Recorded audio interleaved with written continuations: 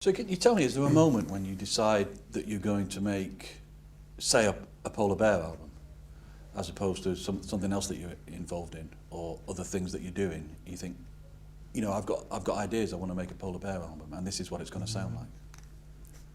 Yeah, I think it definitely comes at a certain point. I feel like normally psychologically after the album that we've just done's come out, like today the album comes out. Yeah. And Congratulations. Thanks. So it just kind of psychologically then I feel like I'm free from that music. I've already got the sound of the next album sort of in my mind. Yeah. But I haven't written many of the tunes yet. And is that what happened with this one, with Peepers? You had an idea Yeah. of a structure, if you like, a piece of work.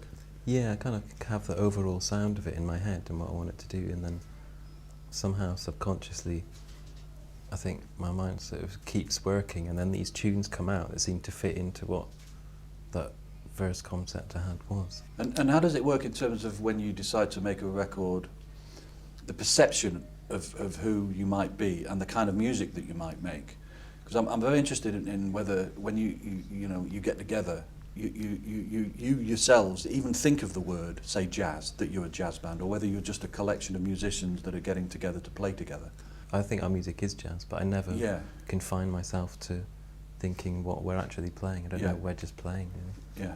I think. I think it's as well as sort of for us, because I mean the rest of the band, we don't write the material. So writes all the material and brings it to us, and then we invariably read it. He normally writes it down, and we invariably read it and play it. And it's usually just a process of finding out what he wants from the particular tune at first, you know, and how he sees that tune. Because there's usually a solo section in an open section in the tune, and so it's a question of kind of finding out what kind of direction he has in mind for that, and then trying to build an identity for each individual tune, rather than thinking of an overriding style that we're going to play the tunes in. Yes. It's more about playing each tune to the needs of that particular tune, you know. So what have you written down then? I've always got a backup concept of where I want the solos to go. If it doesn't go there naturally, then I've got something that I can, or you know, sometimes I might not even. There's bits where I might have a bass line, but I won't give it to Tom. I'll say, you know, just try to do what you want, and then. So what are you looking for him to achieve, your bass line, or to achieve something else that surprises you? Yeah, I think so. Yeah, but Surprise you. Yeah, but then I've got a backup thing. If it doesn't work. Yeah. So, but then, quite a lot of it is written out, and then me taking it in it, so it opens out during the rehearsals or the gigs.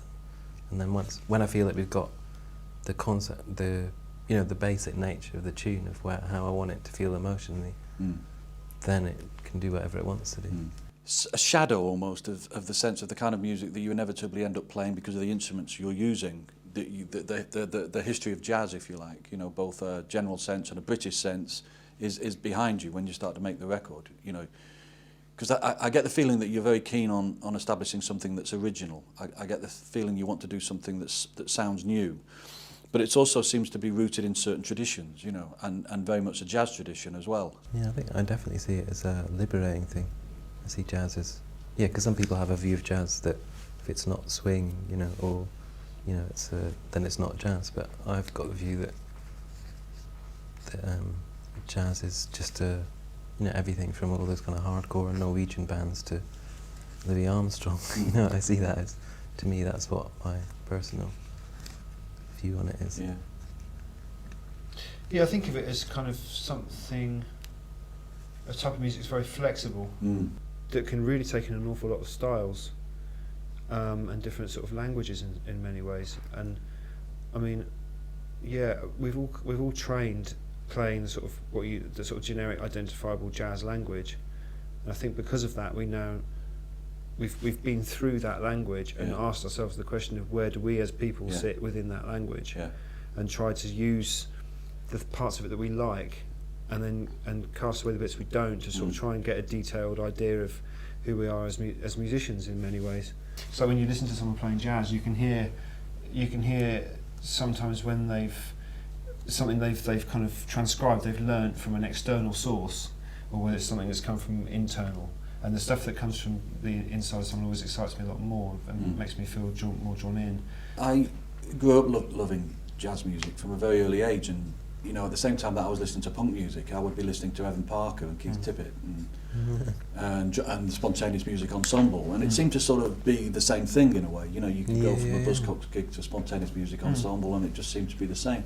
And then jazz in this country especially seemed to go into this weird limbo. I heard a lot of jazz when I was growing up from my parents, but that was mainly sort of older stuff, so it wasn't like till I came here that I sort of started to get to know what British jazz was. And the people that I found first were Django Bates and Julian Arguelles and people like that, and they've got a very unique way of playing, I think. Yeah. I think at the moment, this scene here is amazing, you know. All the bands like ZU and Trio VD who are just like, you know, I love this, you know, seeing them live and their albums. And Yes. Jazz is a very interesting word in a sense, because it draws attention to why genres themselves and all names of genres are always dispiriting, because sometimes by the very nature of giving a genre a name, it boxes it in. Absolutely. And often the genre itself is about the opposite of being boxed in. And I think jazz, in a way, is one of the first, if not the first, 20th century genre that had that problem, that it was about unbelievable experimentation. And as soon as you say the word jazz, to some people they will think Acker Bilk and they won't think Cecil Taylor. And that's interesting that in a way you have that problem, because, not problem, but it's part of what happens with Polar Bear or Acoustic Ladyland or any of the bands that you're involved in. As soon as people hear the word jazz, they might not go to it because the word jazz is a barrier.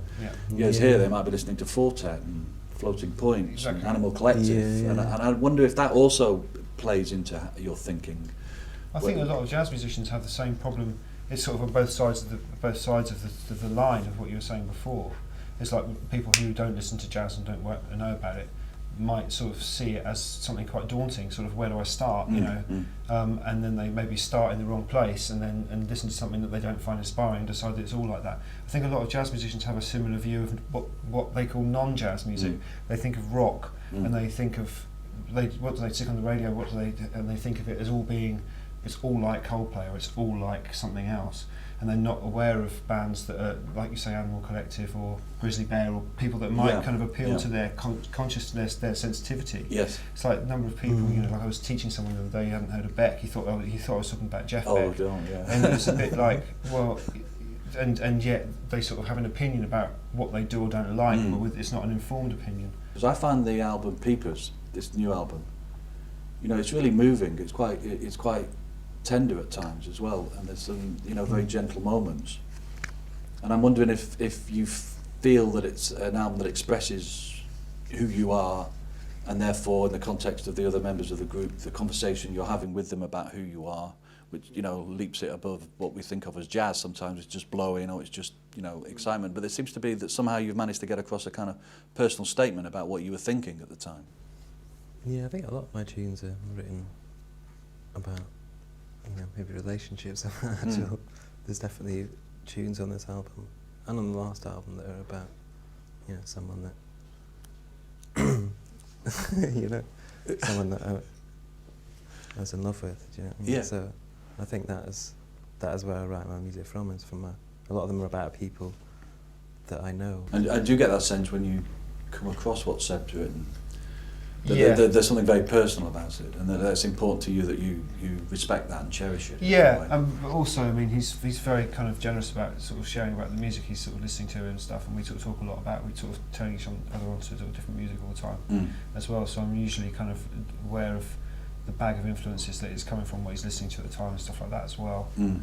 When I'm playing it reveals parts of my own creativity that I wasn't aware of, and it's becoming, it's growing, that feeling, and we've been playing a lot particularly over the last sort of year or so, and I'm finding a space within it I didn't realise I could find in music. And so I'm finding it very easy to relate my own personal experiences as well, which is completely separate, obviously, from Seb's. Yes, I mean, what's interesting about you as well, you hold that jazz tradition as well, in terms of the fact you're very flexible and mobile in terms of the combos you work within and the combination of people you work within. But is it always important at the centre of those different lineups that essentially together you understand each other? That's what for me makes like bands that I consider like, you know, my favourite bands, like Ornette Coleman's band or Miles Davis' band.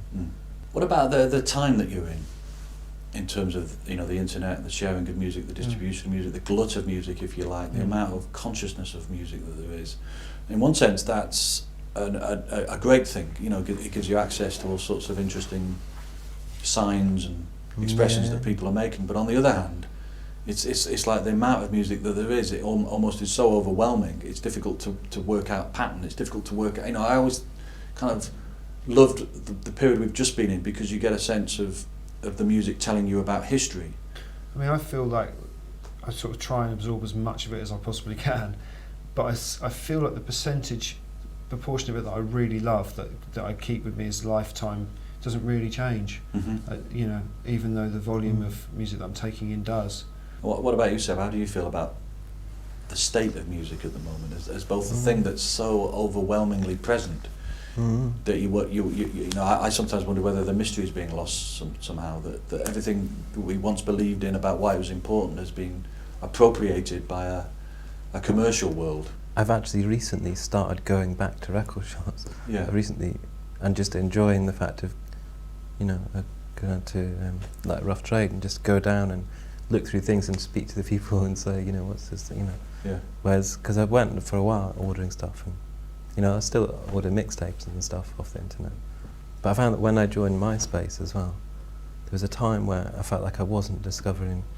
I was listening, because I try and listen to as many friend requests, you know, because I always think, oh, what if I miss something that's really good? So, and then I found that there was a time where I hadn't found any new music for a while that I was really loved, so I had to kind of, because MySpace was taking up all that time, where I would normally be on the internet trying to find bands, or, you know, just, but I find I've got it in balance, and I think it's just, I guess it's just how you use it. I was also kind of interesting the compulsion for the new, which seems to be what it's about as well. Everybody wants the new, don't they? The new thing. You know, what is the new thing? And pop culture to an extent has exaggerated that, hasn't it? Yeah, The totally. turnaround's much quicker than it used to be. Yeah. What, sort of from nowhere to fame to nowhere again. Yeah. It's almost like it's less than a year now. Yes, but is that? But it's not a musical thing, is it? You know. No. Because I'm interested in the idea that, you know, you talk about expressing your feelings and expressing your emotions, but what you essentially make is a wordless music, mostly. But when I first started making music, sometimes people would hear it and they'd be like, oh, I think I'd like it more if there was vocals on it, or, Yeah. you know, why isn't there, if there was one song, it'd be like, why didn't you do the whole album vocal? But saxophones can be quite odd in that respect, and they can sort of bridge the gap a little bit, you know. I've had people sort of saying after Acoustic Ladyland things, they, you know, I've said, oh, well, of course it's all instrumentals, and them sort of say, is it? Yes. And then only realising that when it's been drawn to their attention that they aren't, because they're still hearing a melody delivered in a kind of relatively vocal way. But then I've spoken to radio pluggers before who've said, are there any vocals on the album? No, there aren't. Well, don't bother with radio then, you know. But yet Peepers is getting played an awful lot. So do you sense a dissolving of some of those separations between people not liking jazz previously because of them thinking it was an old music, if you like, or a dried up music? Do you sense that people are now transcending that because the crossing over of genres is now so prevalent?